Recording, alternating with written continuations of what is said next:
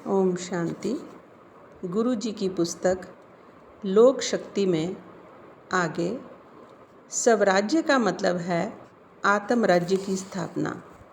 शादी के लिए लड़का बारात में आता है, रास्ते में बारात सराय में ठहरती है तो क्या शादी हुई समझी जाएगी? उसका अपना घर तो छूटा लेकिन लगन मंडप में पहुंचा नहीं।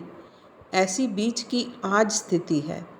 एक घोंसला छूट गया, दूसरा मिला नहीं तो पक्षी बीच आकाश में रहता है। एक स्टेशन से हम निकल गए, दूसरे स्टेशन पर पहुँचे नहीं। ऐसी अवस्था में हम मुसाफिर हैं। क्या रेलगाड़ी को हम घर कहेंगे? मुसाफरी में अस्थिरता होती है और घर में स्थिरता। स्वराज्य का मकान अभी बना है, राज्य से पर तो निकल गया, स्व अभी नहीं आया। जब राज्य के साथ स्व जुड़ा नहीं, फिर स्वराज्य कैसा? स्व का अर्थ है मैं और राज्य का अर्थ है राज्य।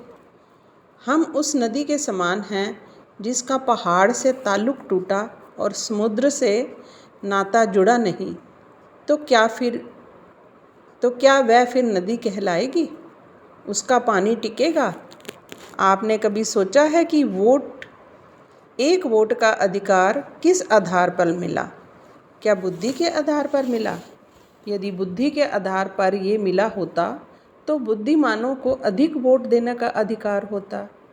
हमारे नेहरू जी विश्व भर में बड़े बुद्धिमान माने जाते हैं, फिर भी उनको एक ही वोट का अधिकार है और गांव के बिल्कुल अनपढ़ आदमी को भी एक ही वोट का अधिकार है। ये अधिकार धन के आधार पर भी नहीं मिला।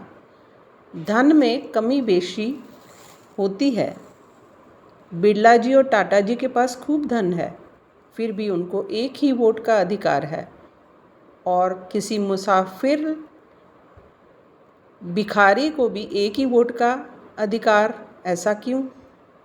अगर ये अधिकार ताकत के आधार पर मिलता तो किसी बड़े पहलवान को कई वोटों का अधिकार मिलता, लेकिन एक बड़े पहलवान को भी एक ही वोट का अधिकार और यहाँ तक कि किसी जर्जर बूढ़े को भी एक ही वोट का अधिकार। ऐसा क्यों? इसका मतलब है वोट का अधिकार ना बुद्धि के आधार पर, ना धन के आधार पर और ना ताकत के आधार पर। ये अधिकार आत्मा के आधार पर मिला है। इसका मतलब स्वराज्य की बुनियाद आत्म राज्य की है।